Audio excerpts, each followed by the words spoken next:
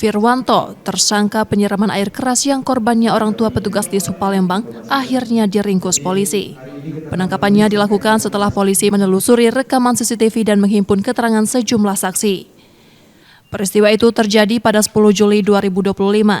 Korban, Idham Aziz, 66 tahun, disiram air keras saat berada di depan rumahnya oleh orang tak dikenal.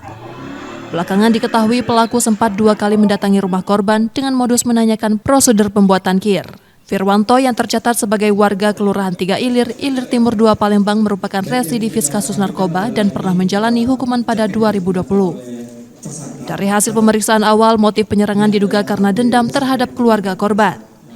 Lakukan penangkapan terhadap eksekutor yang menyiram langsung air keras terhadap korban.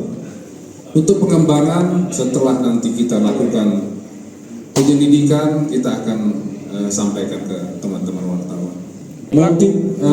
Motif yang kita dalami berdasarkan keterangan yang kita peroleh adalah dendam.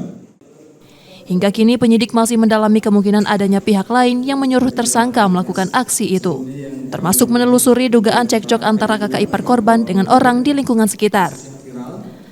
Tersangka kini ditahan di Polda Sumsel untuk proses hukum lebih lanjut. Reski Oktora, Muklas Diferensial, Kompas TV, Palembang, Sumatera Selatan.